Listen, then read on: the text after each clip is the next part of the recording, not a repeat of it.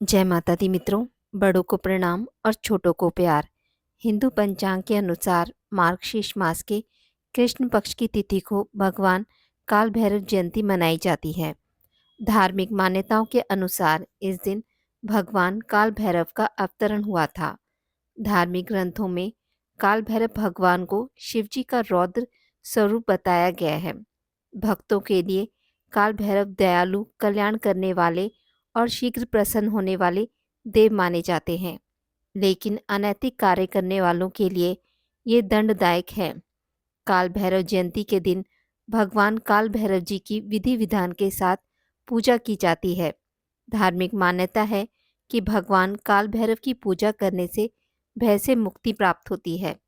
कहते हैं कि अच्छे कर्म करने वालों पर काल भैरव भगवान मेहरबान रहते हैं। साथ ही कहा जाता है कि जो भी भगवान काल भैरव के भक्तों का अहित करता है, उसे तीनों लोक में कहीं भी शरण प्राप्त नहीं होती है।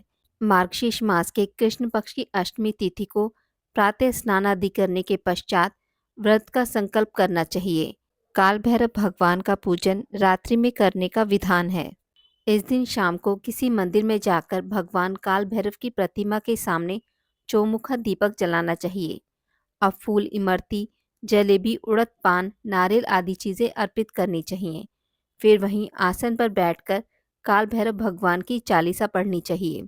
पूजन पूर्ण होने के बाद आरती करें और जाने अनजाने हुई गलतियों के लिए माफ़ी मांगें। शास्त्रों में भगवान काल भैरव का वाहन कुत्ता माना गया है।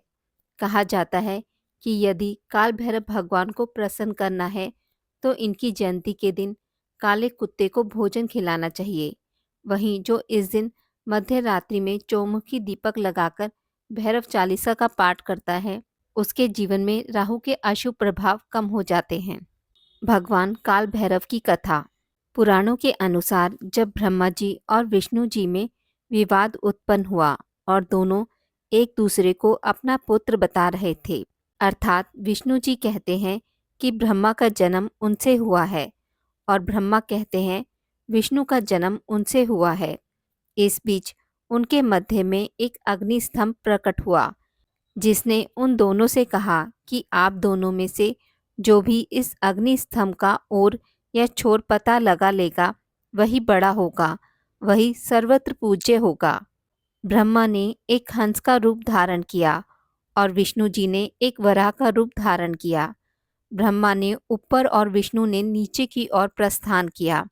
एक समय आने के बाद श्री हरि विष्णु ने यह मान लिया कि इस अग्नि स्तंभ का कोई अंत नहीं है, परंतु ब्रह्मदेव किसी भी कीमत पर अपनी पराजय मानने को तैयार नहीं थे। कुछ ऊपर पहुंचने पर उन्हें वहां केतकी नामक एक पुष्प मिला। उन्होंने उससे कहा कि यदि तुम मेरा समर्थन करो तो मैं तुम्हें सबसे महत्वपूर्ण पुष्प की उपाधि प्रदान करूंगा।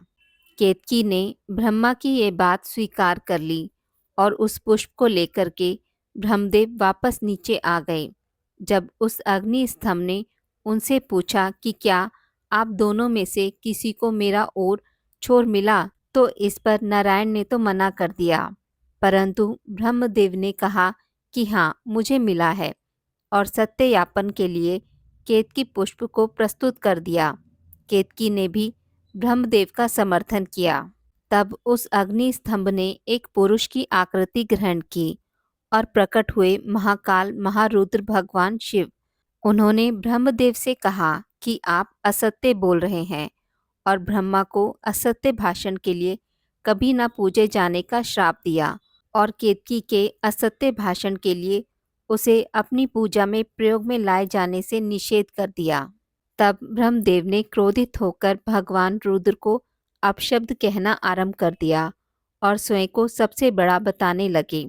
उस समय ब्रह्मदेव पंचमुखी होते थे।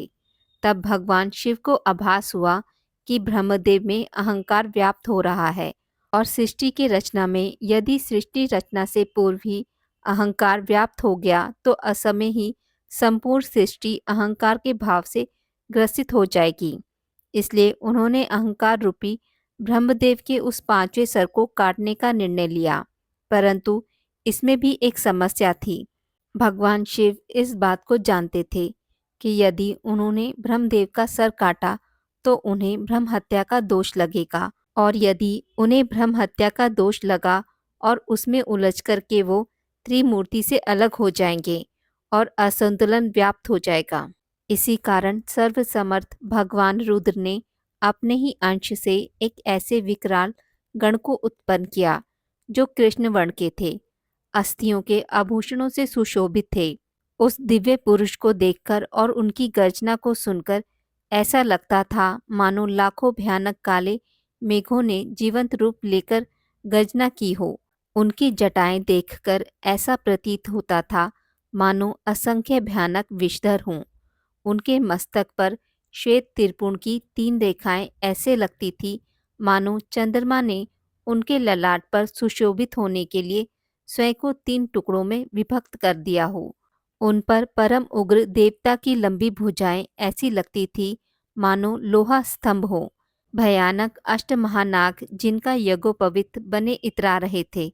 कमर पर बंधे मोटे मोटे घुंघरुओं से ऐसी आवाज आ रही थी जिससे हृदय विदीर्ण हो जाए। उस महाकाय महाबाहु गण को भगवान शिव ने स्पष्ट शब्दों में कहा कि ब्रह्मदेव के 5वें सर का छेदन कर दो। इतना सुनते ही उस वीर ने आव देखा न ताव अपने नाखून के एक ही प्रहार से ब्रह्मा का 5वां सर उखाड़ लिया, परंतु वो सर उनके हाथों से ही चिपक गया। जब उन्होंने भगवान शिव से इसका कारण पूछा तो उन्होंने उनसे कहा कि ये केवल ब्रह्मा का सिर नहीं है, अपितु ब्रह्म हत्या है। इस ब्रह्म हत्या के फलस्वरूप तुम्हें श्रापित होना पड़ेगा। उन्होंने कहा कि तुमने ब्रह्मा के सिर को काटकर इस सृष्टि की अहंकार से रक्षा की है, अतः आज से तुम्हारा नाम भैरव होगा। अब तुम जाओ और ब्रह्मा के इस सिर को लेकर सृष्टि में विचरण करो, और जहाँ भी ये सिर तुम्हारे हाथ से छूट जाएगा वहीं तुम रुक जाना और स्थापित हो जाना। उसके बाद भैरव ने उस सर को हाथ में लेकर सृष्टि के चक्कर लगाने शुरू किए। वो सारी सृष्टि में अनंत काल तक भ्रमण करते रहे, परंतु कहीं भी वो सर उनके हाथ से नहीं छूटा। परंतु सृष्टि के चक्कर लगाते लगाते उनकी गति इतनी तीव्र हो गई कि वो समय से भी आगे निकल गए। जब भगवान नारायण के कर्ण कुंडल गिरे और काशी नगरी स्थापित हुई, तब वहां पर भगवान भैरव के हाथ से ब्रह्मदेव का वो कपाल छूट गया। तब भगवान भैरव वहीं रुक गए और तब भगवान शिव प्रकट हुए। उन्होंने उनसे कहा कि ये मेरी प्रिय काशी नगरी है और आज से तुम इसके संरक्षक के रूप में स्थापित हो, परंतु तुम्हें इस काशी नगरी में केवल पैर के एक अंगूठे के बराबर स्थान मिलेगा और तुम्हें इसी ब्रह्म कपाल में भोजन करना होगा। तुम अपनी तीव्र गति के कारण समय से भी आगे चले गए थे, अर्थात तुमने काल चक्र पर भी विजय प्राप्त की है। इसी कारण आज से तुम काल भैरव के नाम से जाने जाओगे। तुम काशी, काशी की पवित्रता और काशी के भक्तों की रक्षा करोगे। ध्यान रहे काशी में मरने वाले को यम स्पर्श ना करे। तब बाबा काल भैरव ने महादेव से पूछा कि इससे तो पापी कर्म के दंड से निर्भीक हो जाएंगे। तो उन्होंने कहा कि यहाँ मृत्यु प्राप्त करने वाले को यमराज दंड नहीं दे पाएंगे, परंतु तुम उन्हें दंड दोगे। बिना काल यातना प्राप्त किए कोई भी जीवात्मा ये काशी नगरी नहीं छोड़ेगी।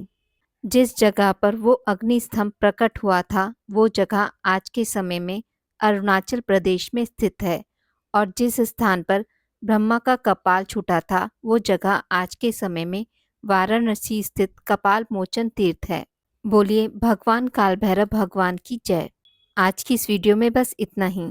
मित्रों, अगर आपको मेरी वीडियोस पसंद आती हैं तो इसे लाइक और शेयर ज़रूर करें, और पूजा पाठ से जुड़ी जानकारी के लिए मेरे चैनल को सब्सक्राइब करना ना भूलें। धन्यवाद।